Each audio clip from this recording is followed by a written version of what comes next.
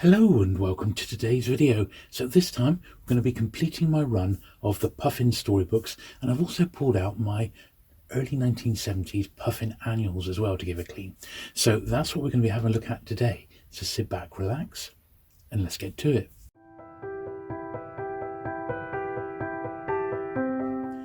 Okay then, so we're starting off with Puffin 201, and boy oh boy is it cold today. We're having a bit of a cold snap. I'm filming this right at the end of January, and it's quite cold in the old studio here.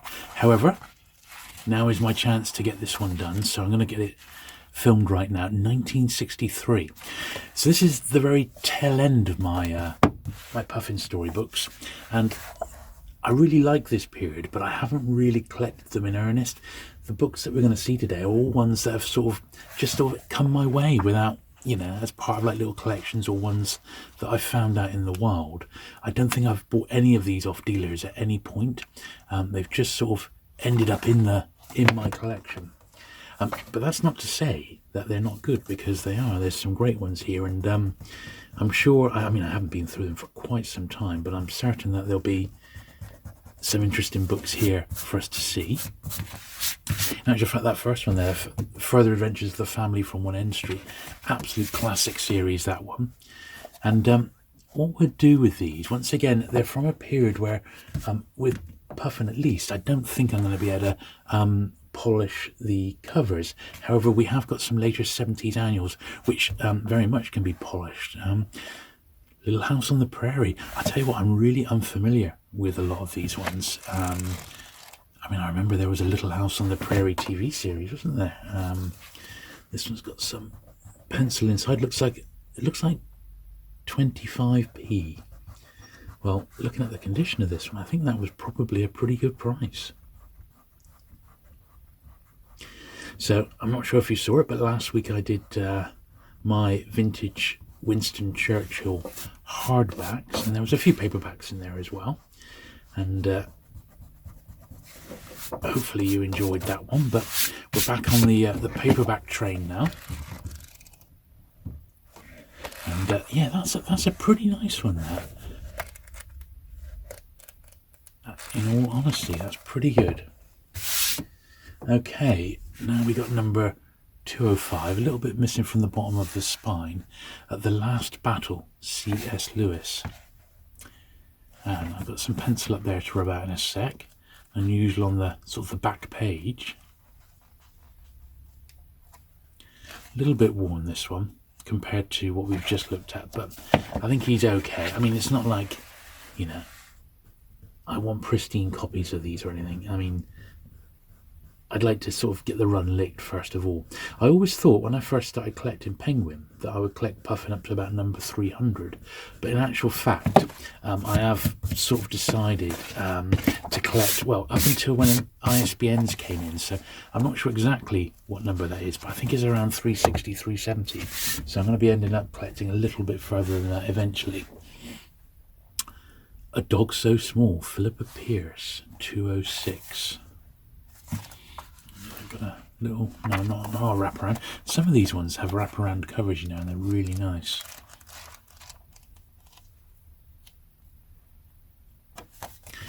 So while I think of it, we had a recent supporter of the channel who's become a YouTube channel member over on my other channel, and that's Marky Bug 1973. I'm guessing his name's Mark, and he looks like he's into VW bugs. So hello, Mark, and thanks for supporting the channel. The Black Symbol. Once again, I don't know much about this one, but they look really good. They're really nice copies. Springfield Home. That's got a little... the pen has been rubbed out there. It's covered the price. And there's a tiny bit of the spine which has come away, but it looks like we can just re-glue that one, so that's good news. But let's just flick through the book here. Got a couple of stamps inside. The Swap Shop, Blantyre, wherever that is. So I'm going to pop a little slither of glue in the bottom of the spine there. Just a slither.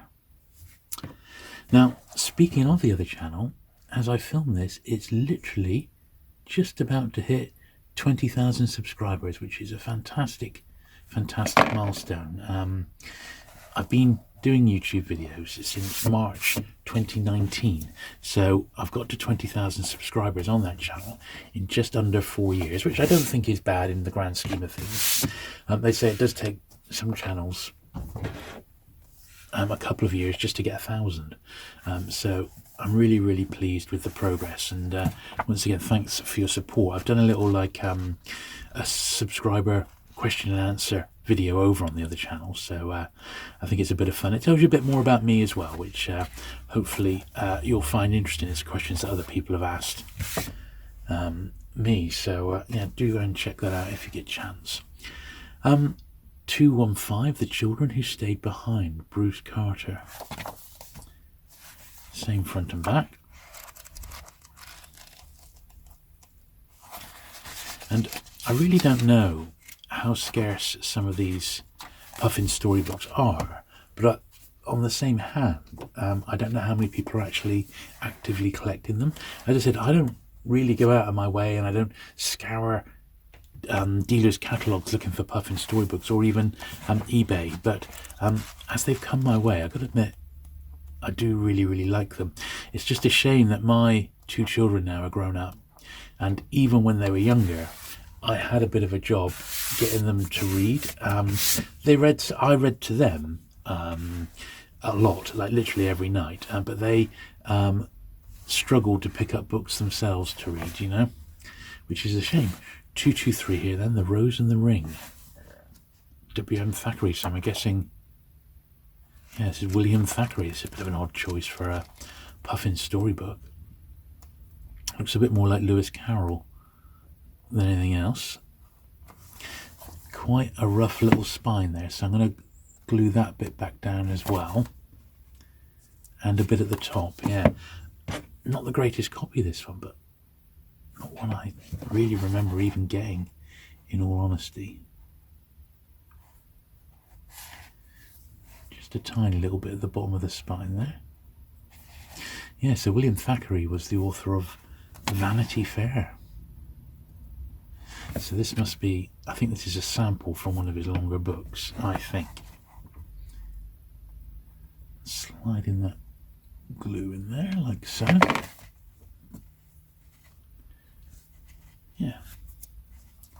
So just a very sort of gentle repair on that one. 224, We Couldn't Leave Dina, Mary Treadgold. Not many books from familiar names at the moment, not many sort of long-time Puffin classics from what I've seen, but I'm sure there's some. Well, here's one, I suppose. Marjorie Sharp, and it's The Rescuers. Now this did go on to be a Disney movie, one of their animated ones, and I actually remember seeing this one, I think in the 70s.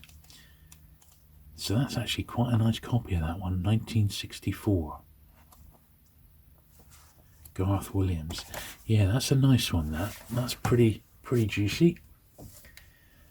And oh, well, another real classic, The Box of Delights, John Masefield. So this had that fantastic BBC adaptation in the early 1980s with Patrick Troughton, former Doctor Who.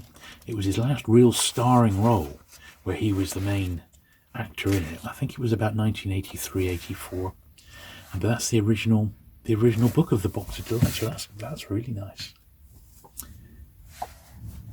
Horned Helmet, Henry Treece, 235. That sort of looks Viking or Norse-like, doesn't it, that one?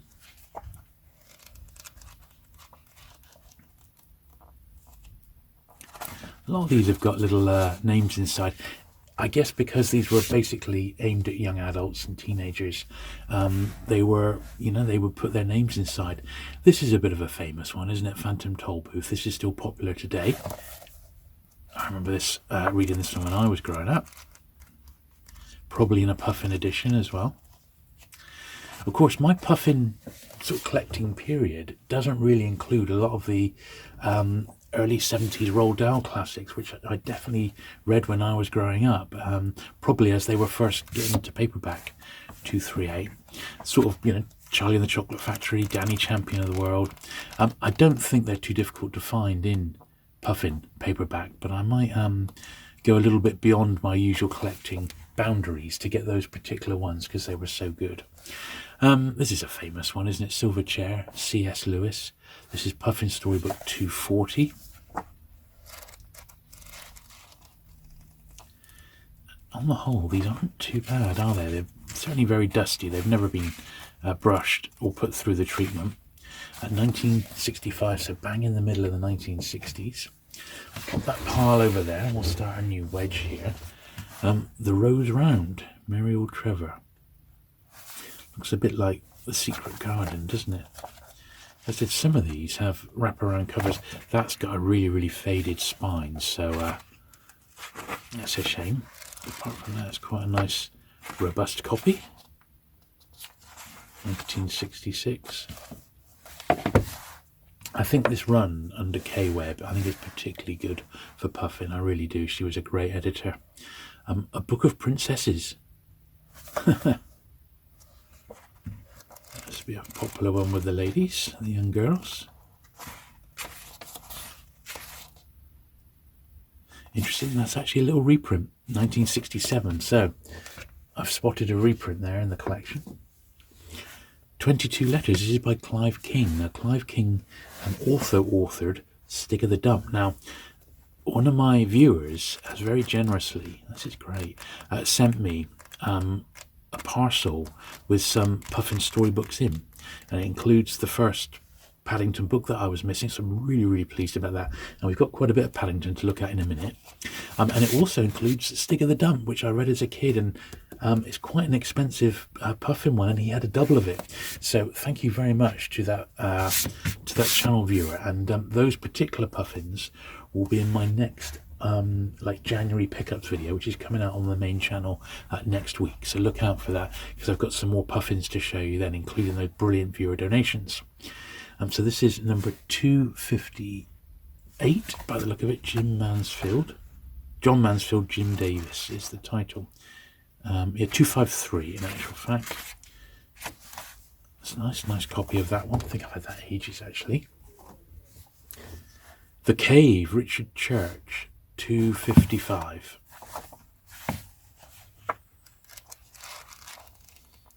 It's got a map inside.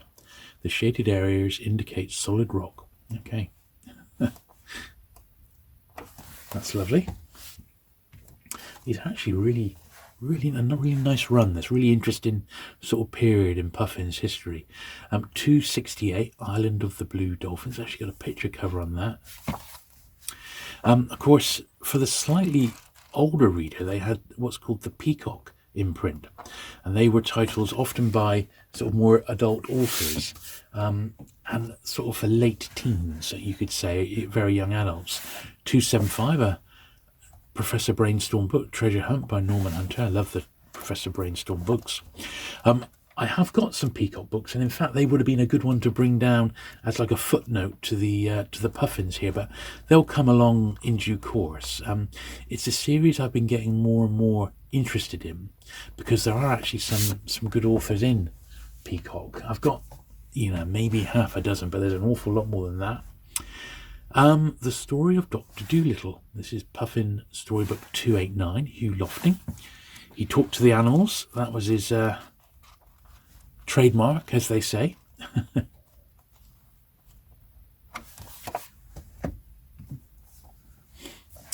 Noel Stratfield, that's the author of Ballet Shoes, The Growing Summer. And this looks like it's some sort of tie-in. The cover shows Wendy Hillier as Aunt Daphne and other members of the cast of the London Weekend TV serial The Growing Summer. So it was a TV tie-in. Oh, look at that, a little sticker in the back, the Puffin Club. We regret to announce that from February 1970, the enrolment fee has been raised to 10 shillings. My daughter joined the Puffin Club in the 90s, and we had a few bits and pieces back from them. Nice little magazine by Quentin Blake, who did the illustrations. Gumbel's Yard, John Rowe Townsend.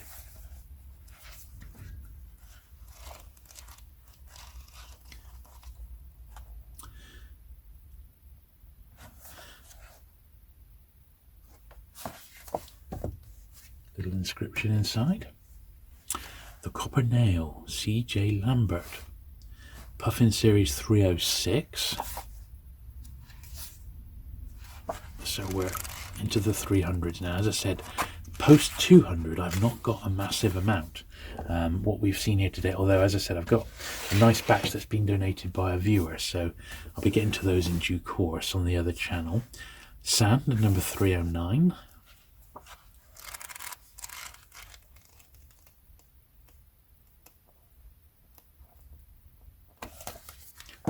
Lovely. And now this is a nice one, isn't it, by Joan Aitken, The Wolves of Willoughby Chase. Absolutely beautiful painted jacket, that one. It's a wraparound as well. Look at that. That is gorgeous, isn't it? Now that has got like a little splodge or something on the back, like a little like a spot of tea or something, which is sort of stained that one a little bit. I think we've got it off. Maybe a bit of wax or something. It's funny to think of that, but in the mid-70s we did have power cuts in the UK, 1968, and Candles came back with a vengeance. That's a lovely, lovely book, that one. The Four-Story Mistake, Elizabeth Enright. Another later one. I've got to admit, going through these now, they are actually really nice, these later ones. But I have been concentrating, number 316, I've been really concentrating on trying to get the first 200 licked, of which I've not got too many, as you saw last time. But between 201 and, well, the end of my run, I need loads. I don't really want to be paying much more than £2 or £3 a copy for some of these, unless it's like a really collectible author or something. But it would be nice to fill in the rest of the 1960s, that's for certain. Black Hearts in Battersea, another one by Joan Aitken, who did The Wolves of Willoughby Chase. I don't remember this one. A friend of mine, who is an author, Paul Mars, he writes sort of books for young adults, and he's got a big library of these, and he sort of uses them as reference from what I can see looking at his Facebook posts. He's always going through piles of classic sort of Puffin kids books and stuff like this, and I suppose if you're writing for that sort of audience, you need to be sort of really in the zone, you know. Good stuff. And I thought that's actually back to back by Joan Aitken. Yeah, 345 and 346, they're both by Joan Aitken. I wonder if they got released as a little Puffin box set or something. They would like to do that sort of thing. The Great House, 351, Cynthia Harnett.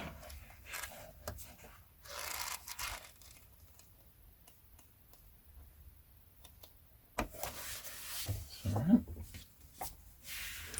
Devil in the Fog, Leon Garfield. Now he's written quite a bit.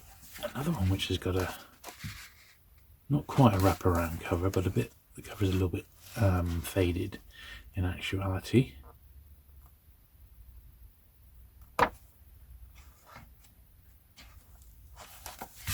Yeah, got a bit of a faded cover there. Not the end of the world.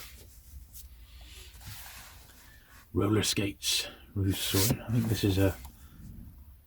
this is a classic. Still in print today, as I recall. Yeah, illustrated by Shirley Hughes. Illustrator who sadly passed away recently. Now, these next four were from a Dr. Dolittle box set, which I've got the box set, but because the books are part of the main series, I've sort of filed them in the my main series.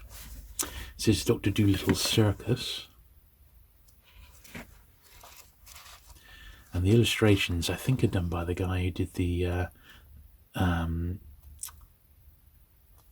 it says it's written and illustrated by Hugh Lofting, so maybe I'm completely wrong, but I thought the artwork style was very similar to what was seen in the Yellow Submarine movie. So I'm evidently wrong there, 367. But as I said, these all came out of a box set, which didn't have a massive amount of wear, so these aren't too bad by the look of it. Yeah, they're all pretty nice. And it's the last one here. Dr. Dolittle in the Moon. This is Puffin Storybook 370. So we know they go as high as that. And then I've got a handful more after this. So let's get those out now. Okay, so this is A.A. Milne, and you'll be familiar with that name, of course, from Winnie the Pooh. Once on a Time. It's got a very sort of 60s style jacket, that, hasn't it? I mean, it really, really has.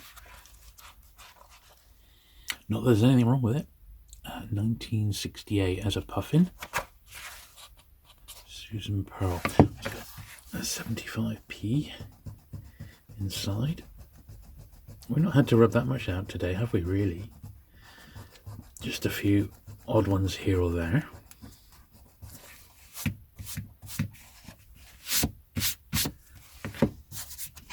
Now, the next little pile I've got are all B format. So 261, and these are obviously from 200 up in B format, I think.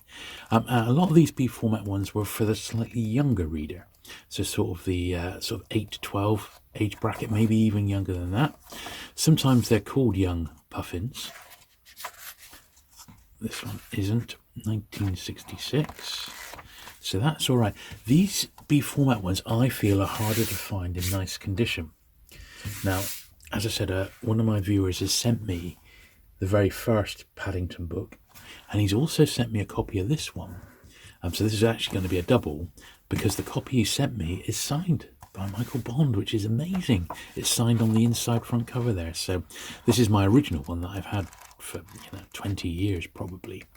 And I read all the Paddington books to my children when they were growing up, and they liked it, perhaps not as much as I did. Rumour Godden, quite a famous name there. Miss Happiness and Miss Flower, Puffin Storybook 273. This looks like it's got a slightly oriental theme on it. Yeah, it has, yeah. And these books, certainly when I was growing up, I absolutely loved them. I really, really did. The Penny Pony, 307, Barbara Willard. And this one actually says, look, a young Puffin on the front. So it's specifically designed for youngsters. And look, yeah, the text is much larger. There's like a picture almost on every page to keep the child's interest. Yeah, so a real one, definitely aimed at the youngsters. And I think these are going to be quite scarce in first printing, because that may have been their only printing, and because of their intended audience, makes them scarce today. This one's not in the greatest of condition, and in fact it's the only one I've seen today where I think, oh, I want to get a better one of this. So it's Puffin Storybook, and it's 294, Paddington Abroad, and it's quite a worn one, but because it's not the first one, it should be fairly easy to get a replacement for that one. Paddington Marches On, 336. And Puffin pretty much did all the Paddington books.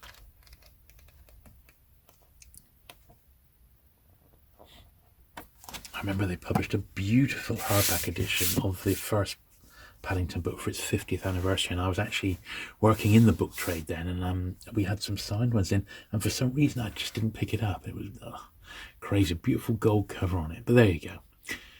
Here's another one by Michael Bond, Here Comes Thursday. So it's not a Paddington one, it's number 383. It's got a bit of a bash at the bottom of the spine there, but not the end of the world.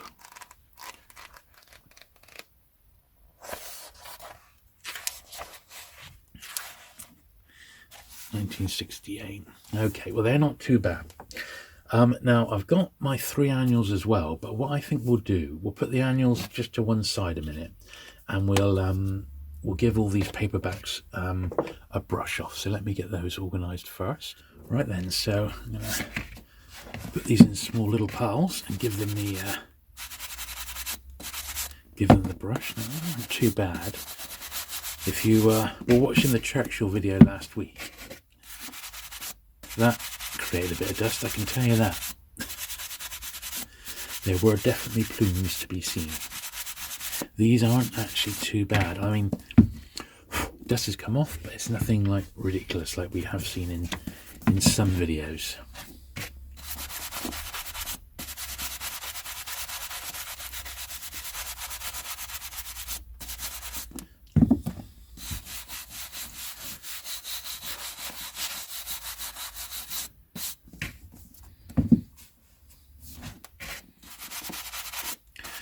was the top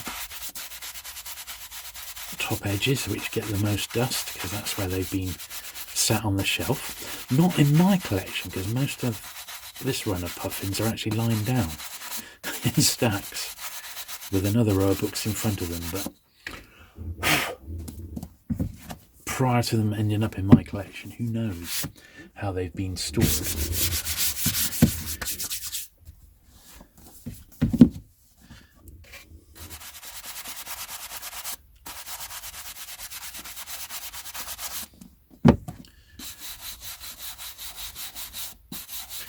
But yeah, it's nice to have a few new additions to go into my Puffin collection. First time in a while. I did pick up some last year though, a few frustrating gaps, so it's not like I didn't get any. My main focus, of course, is trying to complete the main Penguin series, and twice last year I was very, very close to finally getting the first 1,000 completely licked, but both times my hopes were dashed at the last moment, which is just bad luck more than anything.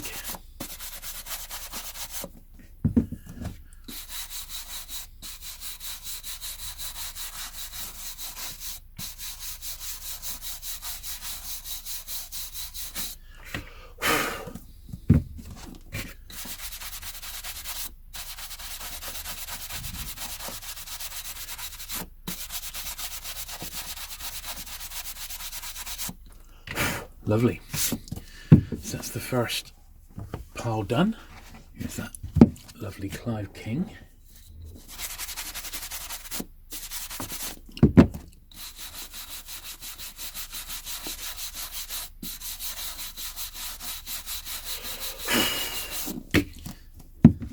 Admit, yeah, a lot of these have really nice spine artwork as well.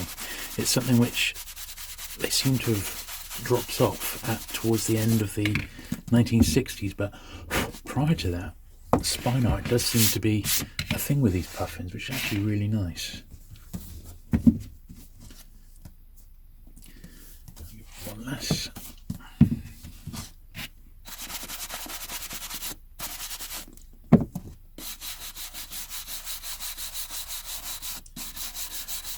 The one big thing I've discovered when doing these videos is quite how many books were actually in quite low grade, and it's given me a lot more to keep an eye out on for when I've got the opportunity to get some better copies when I'm out and about. So if, for example, I came across a run of, I don't know, the first couple of hundred Puffin Story Books that someone's collected, I would now be able to go through and pinpoint all the ones that I actually need to upgrade, which in actual fact for Puffin isn't that many. It's probably just a handful, in all honesty. I mean, even out of this batch today, we've only found one that I thought was particularly bad quality, and I'd like to get a better one off, but on the whole, I've been quite lucky with them. Or maybe I've just been a bit picky with Puffins, because you do often see even rare ones just falling to bits, and I try and steer clear of those if I can.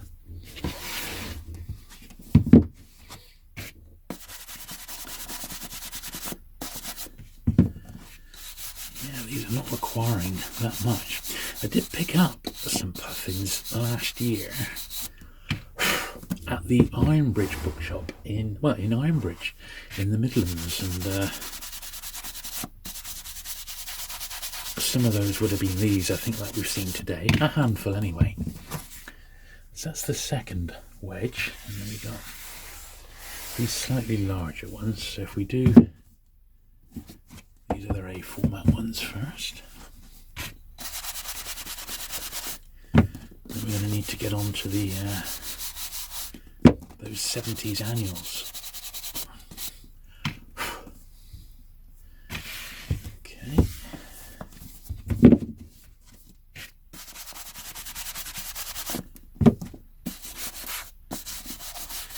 These really aren't too bad, these later ones.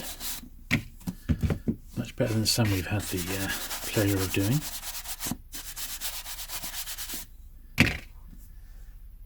Okay. Okay.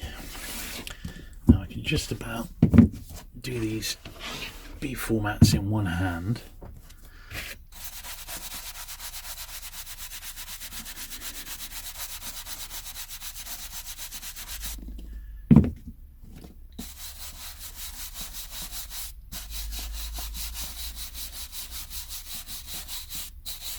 Some worse than others there.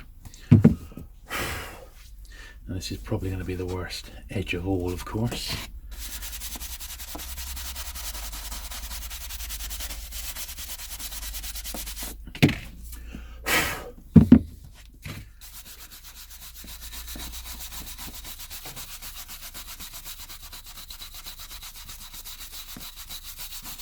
There we are. That's those looking really good.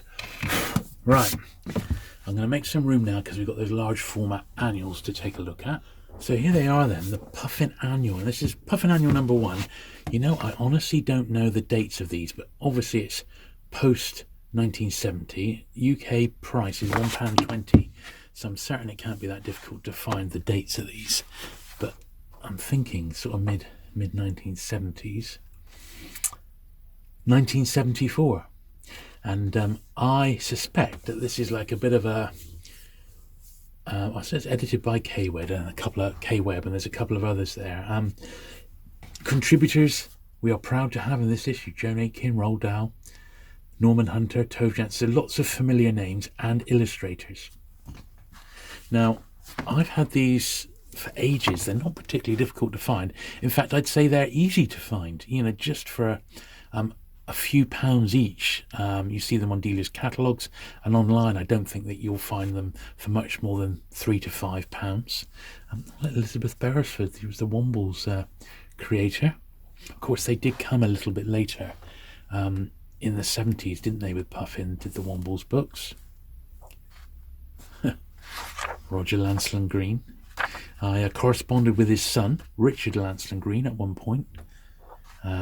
This is really interesting as well, isn't it?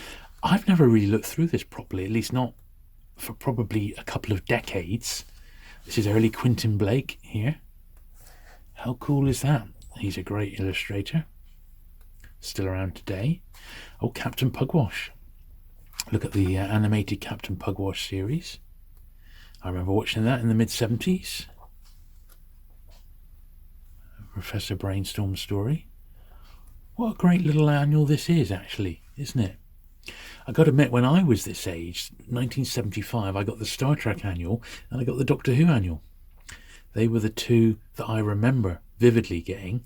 I probably would have had some, like a Beano or Dandy annual given to me as well, and maybe one of the war ones, something like Warlord, possibly. I suspect, because I used to love getting annuals, and the Giles annual. Even back then I used to get given the Giles annual, which I also loved. But that, in actual fact, is a really, really nice annual. Now, with regards to cleaning it, it's really, I can actually see some dust in the top there. I'm going to give it a brush along the edges, and then I'm going to polish it, and I think that'll be literally absolutely fine. I don't think that one needs any other work at all, because it's perfect. But yeah, the top edge did, yeah, soon got that, whatever it was. It looked, in all honesty, it looked like a bit of a spider's web. So I'll give the 3 annuals that sort of clean first of all, and then I shall I'll give them a polish. So let's pop that up there. Now, if it'll stay there. Now, this is marked as annual number 2, and it clearly says number 2 on the front there. Probably more the same. Whether it came out the next year, we shall have a look. No actual information on that page, so let's jump to the back. Here we are. So it's on the back for this one. 1975, yes. So it was the very next year that this one came out. So obviously they were looking to cash in a little bit on the annual market, which was, you know, in full swing. It had been since the 1950s, really. The British Children's Annual was a very, very popular thing to have, and these are just great. I think I would have really loved these when I was a kid, in this era in the mid-70s. They're really great books, aren't they? There's a lot in here to see. You don't feel, looking at some of the annuals that were put out by, say, people like World Distributors, which are very, very formulaic. There's a lot more to these, and well, maybe they sold really well, which is why they're quite common today. Who can tell? That's Pauline Baines. She did the cover to The Hobbit, the Puffin Storybook of The Hobbit. There she is. Her archive is now in an American university, amazingly. There's more Quentin Blake there. He still does the covers to the Richard Williams books these days, so he's still active. There's Tove Jansson, creator of the Moomins. There she is. Highly collectible now, the Moomin books. Highly collectible. I used to have a Moomins box set, and I put it up on my Instagram many, many years ago. And I'm talking like, when I first started doing Instagram, and someone from Japan begged me for it. And they said, I'll give you £100 for it. At the time, they were going for about £30. I said, yeah, fine, if you really want to pay that much for it. So I let it go. And I do sort of regret it because it's quite a scarce one, but, not the end of the world. So let's give these no marks inside, but once again, edge wear, or edge dust, I should say, particularly the top, which just looks like very, very dusty to me. Yeah. So that's okay. So we got the last one now, which is not Puffin Annual number 3, Puffin's Pleasure, which is slightly shorter, so it's a little bit shorter in size. Once again, I think it's going to benefit from a good polish,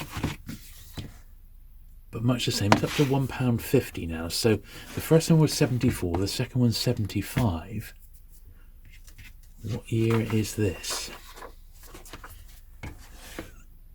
76. So there we are. So it was 3 consecutive years. Once again, it looks like an absolute winner to me.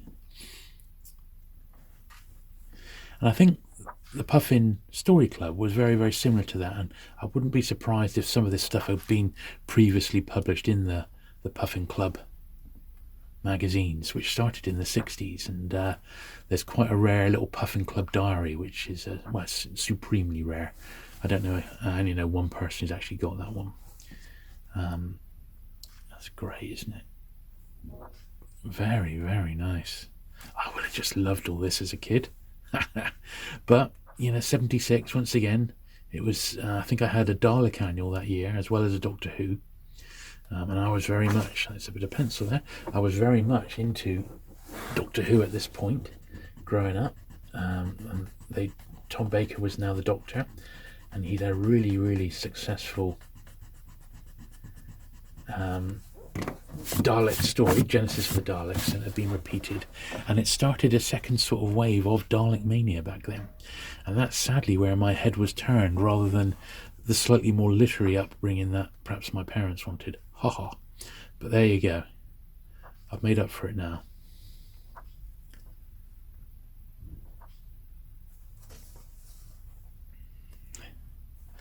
Well, I think, having now looked at these 3 Puffin Annuals, and this was only the only three they ever produced, I think they're absolutely fantastic and miles better than I actually thought they were going to be inside.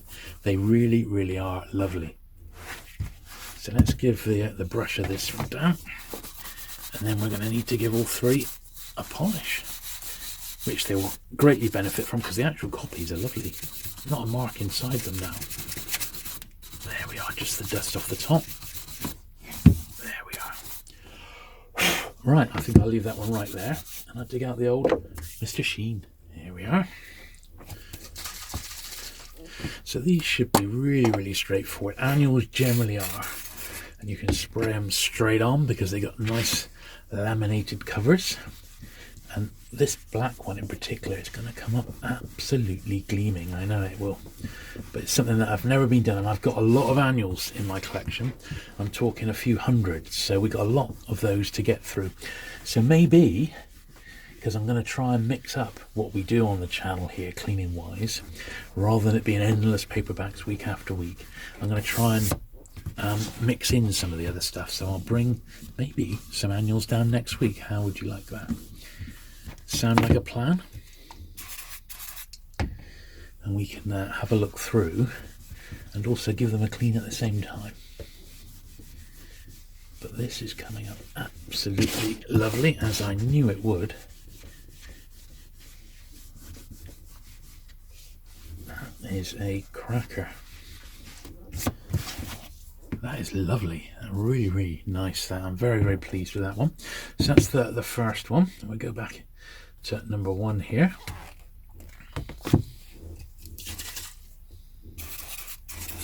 Yes, I think that's made me definitely decide that we should be doing annuals next week. So